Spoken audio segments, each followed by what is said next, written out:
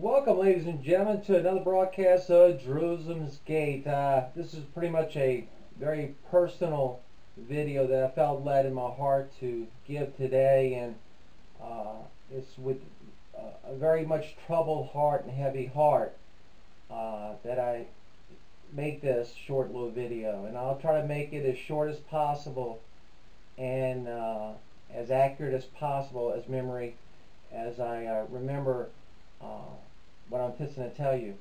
We'll start off with saying that right before the Twin Towers fell, I mean literally right before they fell, I had a business trip in New York, and me and a business associate and friend went to, we had some business dealings in the Manhattan area, in Wall Street area, and we stayed at the Millennium Hilton right across the street from where the towers were. And one night, evening rather, we had some free time, and we decided to go to the upper floor of the Twin Towers and look at the observatory area where you view the city. And as we were coming down, I started getting very troubled in my spirit, a really heavy heart. And I was recalling, as you recall, the attempt to knock down the buildings by the terrorists with the garage bomb that was before the plane attack. Well, I started thinking about that, and then I started becoming overwhelmingly heavy heart about how people, specifically terrorists, we didn't really use the word terrorist back then as much as we do now, but I kept telling my friend that I have a troubled heart, and started talking a lot about the terrorists trying to and wanting those buildings down, because, and I even told them, because they represent world dominance of the United States, World Trade Center. It's the power of the United States, the world leader of the United States, and I just started becoming very troubled and just kept talking about it.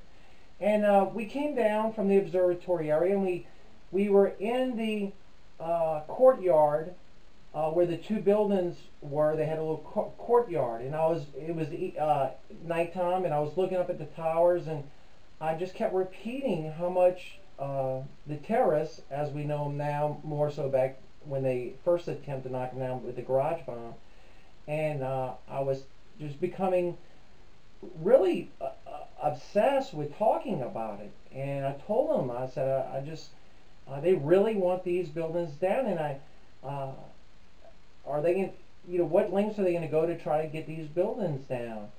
And it was so, I was talking about it so much that my associate and friend told me, he said, please quit talking about it. It's because I kept repeating it over and over again. Well, we came back, the business dealings were over, and we came back home, and shortly thereafter I was coming into work in the morning, and back then you had to go through a long hallway to get to my office, and you had to pass the conference room. Well, when I was right in front of the conference room, I noticed that everybody was in the conference room, and so it sparked my interest, and I went into the conference room to see what they were looking at. And as my head turned to see the TV which they were looking at, immediately as my eyes hit the television set, the second plane hit the second tower. Dreadful day, just an incredible, awful day. I was just devastated when I seen that. Well, little did I know, later on as time went on, little did I know that God, in His ultimate wisdom, and I'm not saying, first before I say this, I'm not saying that I foreseen the future. I didn't know at the time, I had no clue at the time that God may have been trying to warn me of the attack, the plane attack on the towers. I didn't know it then. I had no clue that it was a message from God, and but I know it now that God was trying to tell me, foresee what was about to happen. Now, as the years went on, I started piecing it together, and I started recalling, and so help me, this is true. Hey, ladies and gentlemen, I have no reason to lie about this. I am a one-man operation.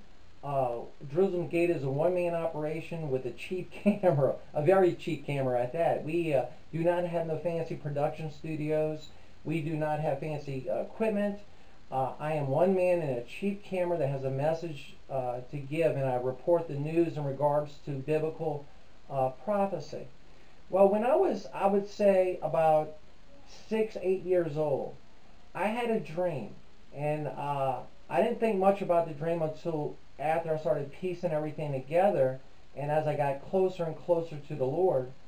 I had a dream, and very few people know about this dream, and I mentioned it once before years ago. I was 6, 8 years old in that area, and I had a dream that I was in front of a tall building. And in the dream, as I recall the dream after we visited New York, it was the same exact spot I was when I was out in the courtyard. That memory struck me that that was the same place in my dream when I was just a little child. And in my dream, I was in front of this tall building in the spot, now that I look back, that I was in a courtyard. And massive of people were running towards me. And mind you, I was about 6, 8 years old when I had this dream. And they were running from a nuclear explosion and a nuclear catastrophe. And they were running towards me, and they were grabbing at me and crying to me to please help them. Please help them. Well, the dream was such a powerful dream and a very sad dream that I woke up crying. I woke up because I was crying in my sleep. And mind you, I was 6, 8 years old about that time. And I woke up crying. I remember that like it was yesterday. And I fell to my knees and I said my first prayer to God. My first prayer to God. I said, God, if that is what the future holds, please do not let me have any children to go through that. And I was just a little child at the time. And that was my first recorded prayer that I can remember I've ever called out to God. Guess what, ladies and gentlemen? I do not have any children. You know, shifting gears a little, there's no doubt that our country has turned away from God. We've thrown them out of the public school systems, and hence all the trouble in the school systems. We throw them out of government. We have departed as a country from God. And Ronald Reagan said it so perfectly. He said a couple of things that I wanted to talk about. He said a country that departs from God will be a country that has gone under. And that Ronald Reagan, one of my favorite presidents, if not my favorite president, and one of the best presidents our country has had. And ladies and gentlemen, I love my country, and I love them an awful lot. I love my country dearly, very dearly. And the whole summation of this is try to give a warning that I think that God has troubled my heart to give about our country departing from God. Over the last 2 decades, the wrath has been sent to the world. Every day you hear things in the news that's just about every day that in regards to biblical prophecy. We kill 2,000 children a day in abortion clinics. 2,000 average a day with no letting up in sight. New York just is passing a law that would allow late-term abortions. Ladies and gentlemen, as soon as the child is conceived, and as soon as that sperm penetrates that egg wall, life is created. Bam, life is created, and God gives a spirit to that person. It's not it; it's a person.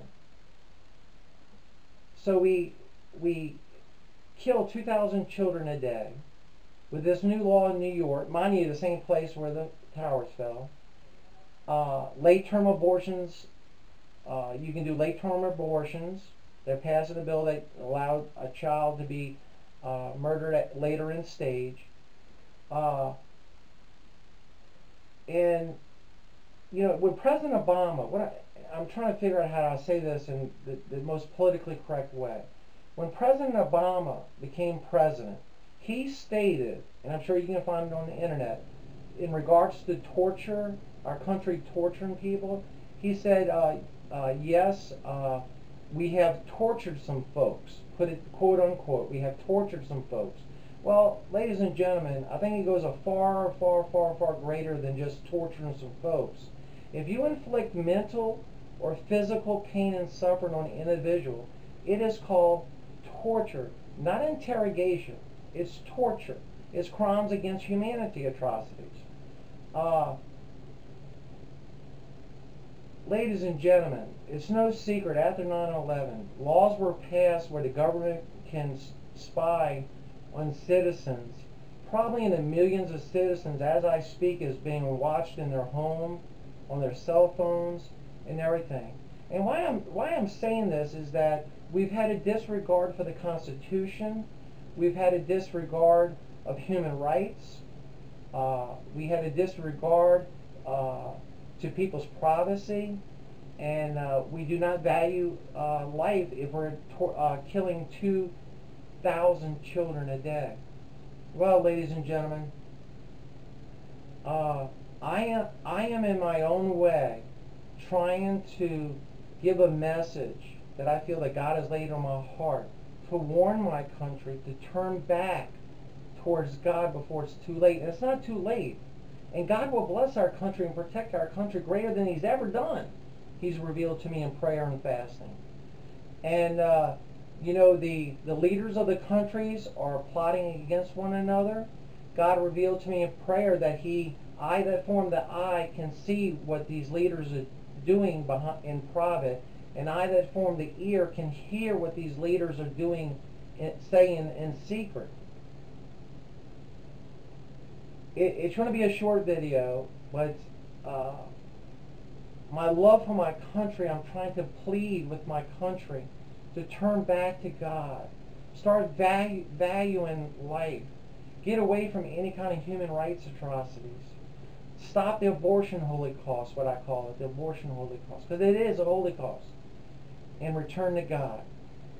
Love. The most important thing a Christian can have is love. The Apostle Paul says there's three great traits as a Christian: faith, hope, love. These three. But the greatest of these is love. The Bible also says in the latter days, which we're in, that love will grow very cold. We have to get back to loving one another. And I mean really loving one another and caring for one another.